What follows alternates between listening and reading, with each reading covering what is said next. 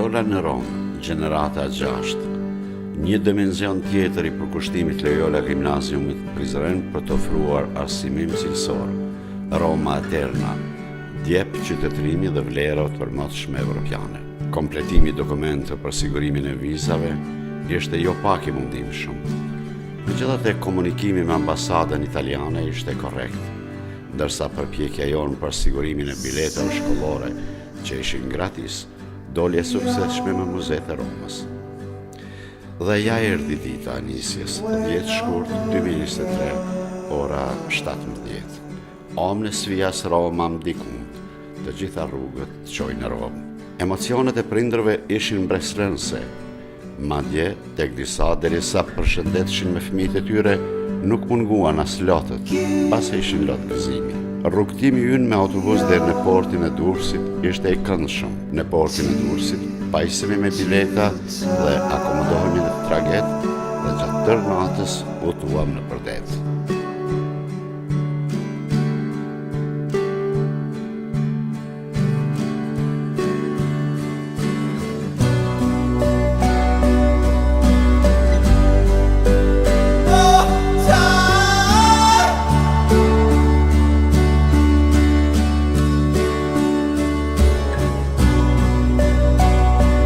Në mëngjes, ditës së nesërme, arritëm në portin italian të barit.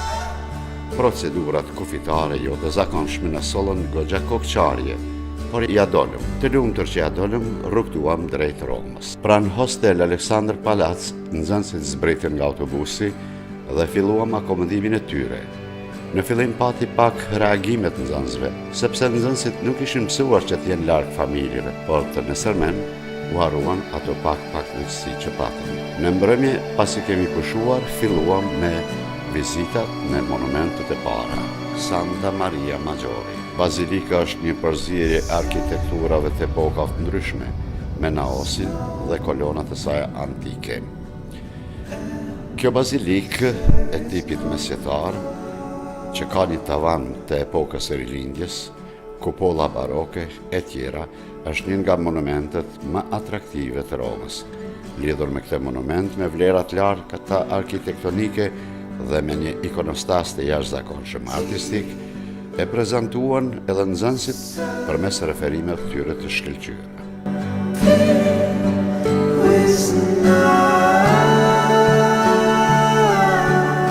Circus Maximus. Aty afër përmendores së Skënderbeut gjendet me tërë madhështinë e vet monumenti antik me një hapësirë të gjerë, Circus Maximus. Derisa isha duke folur për këtë monument, drejtori shkollës na befasoi duke nxjerrë nga xhiri një flamur që shpalos logën e shkollës sonë, Asociacion Loyola Gimnazium. Përqendrimi ynë drejt këtij simboli ishte i këndshëm, larg shkollës, po për shkollën.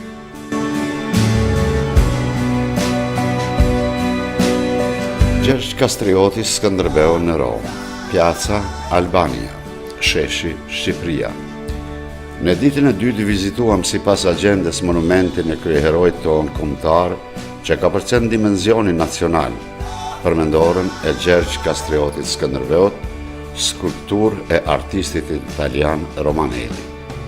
Nga mbishkrimi i vendosur mbi platon e heroit tonë, kuptojmë se cila është vlera e tij, edhe në dimensionin evropian.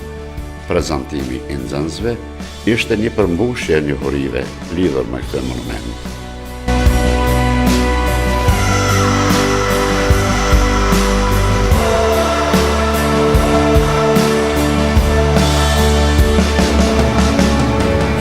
Kolosseu, një nga veprat më të mëdha monumentale e ngritur nga perandori Flavian Vespasiani në vitin 70-72 e.e. Këtu organizoheshin lojrat luftarake ku viktimat kryesore të kënaqësisë të tmerrshme njerëzore ishin gladiatorët. Hapësira e tij e madhe prej 6 hektarësh është një nga hapësirat më monumentale të botës antike.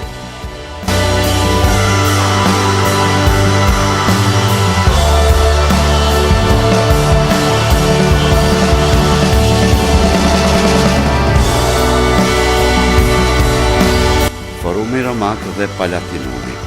Forumi Romak, i njohur si Foro Romano në gjuhën italiane, ndërsa në latine Forum Romanerum, është një nga zemrat e qytetit të Romës antike.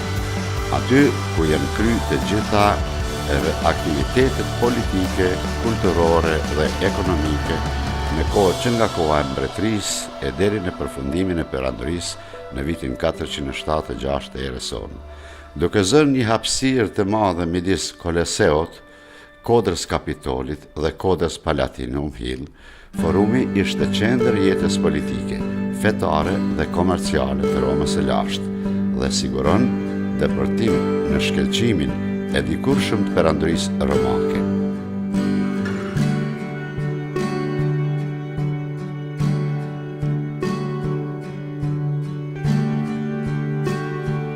Vitoriana. Në gjuhën shqipe, Vitoriana do thotë fitoria. Është një prej monumenteve më të bukura arkitektonike që mund të sheh syri njeriut në Romë. I dedikohet pavarësisë së shtetit italian dhe perandorit të saj të parë Vektore Emanuelit II, i njohur gjithashtu si një ndër sundimtarët e parë të Romës së Bashkuar. Është një monument i madh kombëtar, i ndërtuar midis viteve 1885 dhe 1935, pra siç e thash edhe më lart, për nder të Viktor Emanuelit II. Ky monument zën një vend midis Piazza Venezia dhe kodrës Kapitoline. Gjithashtu, monumenti i dedikohet edhe Altaro di Patria, që do të thotë altarit të atë dheut. Këtu të gjithë italianët e shprehin krenarinë e tyre kombëtare. Vizitorët të shumtë mahniten me pamjen e tij arkitektonike dhe me muzeet e mbrëmshme që ruan ky monument. Panteoni Romak.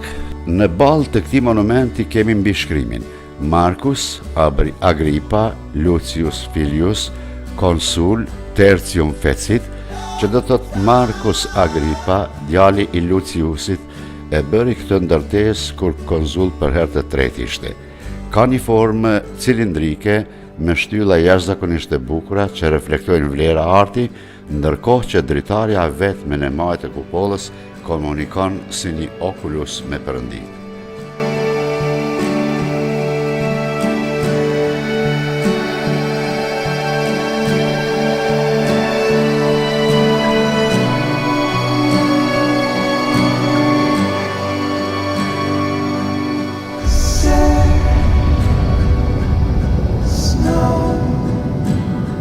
Bazilika Shën Pjetrit dhe Vatikani. Bazilika Shën Pjetrit është një kishë ndërtuar në stilin e rilindjes, e vendosur në qytetin e Vatikanit, enklavë papale, e cila ndodhet brenda qytetit Romës. E ideuar kryesisht nga Donatoni, Brambeni, Michelangelo, Carlo Modeno dhe Giuseppe Lorenzo Bertini, Shën Pjetri është vepra më e njohur arkitekturës së rilindjes dhe kisha më e madhe në botë. Vatikani është një shtet në vete, i cili ka vetëm 0.44 km2 dhe 800 banorë. Ka 1000 ushtarë dhe të gjithë ushtarët kanë origjinë zvicrane. Ikonat apo ikonostasi si dhe pikturat e shumta që zbukurojnë ambientin e bazilikës janë të veçanta, do thosha më të mirat në botë. Aty mund gjejmë edhe veprat e të madhit të Rafaello, nxënësit me një kurreshtje të veçantë i përcjellnin këto vepra artistike të cilat ishin impresionuese edhe për ta.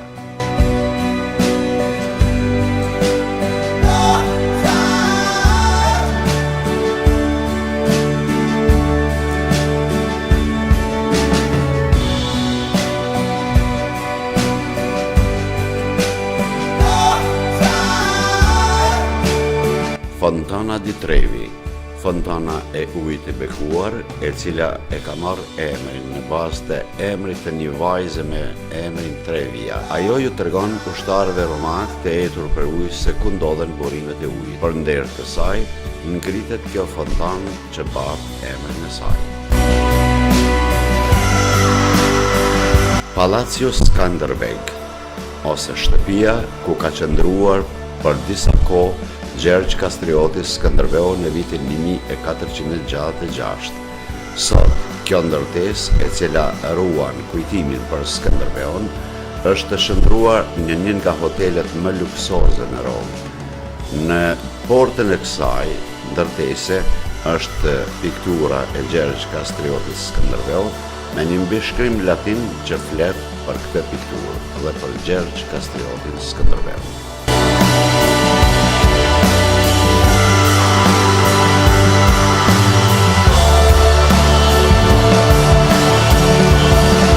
Castello San Angelo, njëra prej kështjellave më të bukura dhe më reprezentative për sa i përket fortifikatave që ndodhen në qytetin e Romës. Ka një pamje të rrumbullakët, por e ka një karakteristikë të veçantë, se është rrethuar me 4 kulla mbrojtëse. Ka një arkitekturë të bukur, e cila të bën për vete. Nxënësit tanë, derisa shërtisin brenda kësaj kështjelle, u mahnitën me bukurinë e saj, por edhe me arkitekturën e saj. Rrugës duke ecur në rresht me nxënësit tanë drejt ambasadës së Republikës Kosovës në Rom. Atje u pritëm me kënaqësi nga ambasadorja e jonë, zonja Lendita Haxhitasim. Aty u pritëm me kënaqësi edhe nga stafi ambasadës, për çka ne jemi falenderus. Nxënësit lirë shumë biseduan me stafin e ambasadës, por edhe me ambasadorën. Një fotografi qasti ishte një kënaqësi e veçantë brenda shtëpisë sonë në Romë.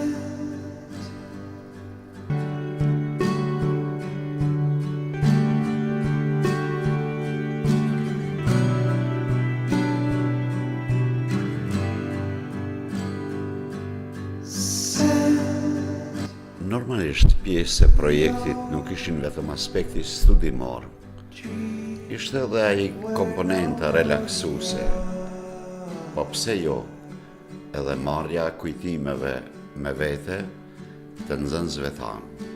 Ftyrat e tyre të qeshura, fotot mjaft atraktive tregojnë për një kënaqësi që patën gjatë qëndrimit e tyre në Romë në kuadrin e projektit Lejola në Romë.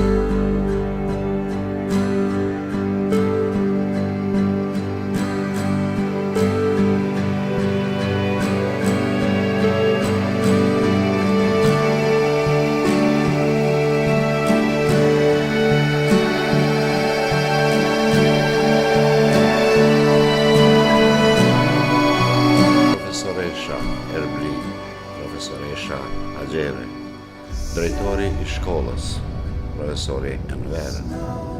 Normalisht edhe unë, si udhëheqësi i projektit, ishim të kënaqur me sjelljet e nxënësve, me përkushtimin e tyre. Prandaj edhe në fotografitë që janë duke ecur në kuadrin e këtij filmi dokumentar, tregojnë për një bashkëpunim të jashtëzakonshëm në mes nesh që kujdeseshim pa ndërprej për ta, por dhe nxënësit që kishin një qasje shumë pozitive në raport me kërkesat tona e që ishin në funksion të mbarvajtjes sa më të mirë të këtij projekti i cili ishte i një rëndësie të veçantë.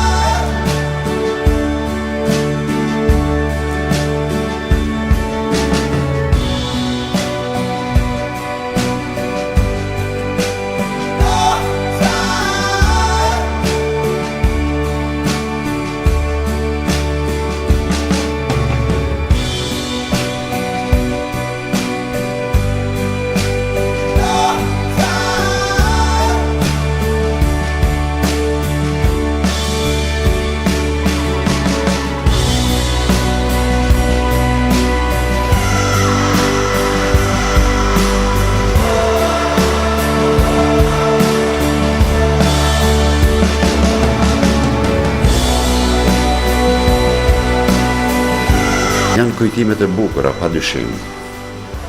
Nxënësit sigurisht këto kujtime do t'i kenë për herë, por ja erdhi momenti edhe i kthimit. Të gjithë ishim të ngazëllyer për kthimin ton sërish në shkollën tonë. Rrugtimi ishte mjaft i lodhshëm. Në traget, sidomos pas gjysmës së natës, nxënësit u dorëzuan përballë lodhjes së tyre. Pjesa dërmuese e tyre ishin e gjumë, pothuajse deri në mëngjes, përveç ne profesorëve dhe profesoreshave që vazhdimisht kujdeseshin për ta, duke qenë pranë tyre në çdo moment. Puna jonë ishte vërtet kënaqësi, sepse kënaqësia e jonë reflektohej tek nxënësi. Gjatë rrugës patën edhe momente argëtimi, aty ku pushonim, derisa ktheheshim me autobus. Madje edhe nuk mungon të kënga dhe lojra të ndryshme.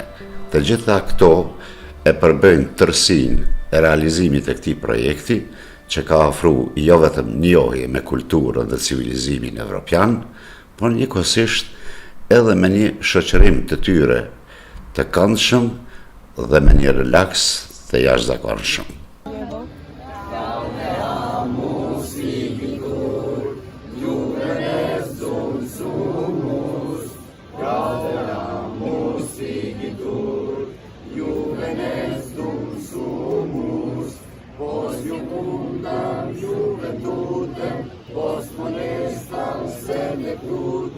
Nos haberis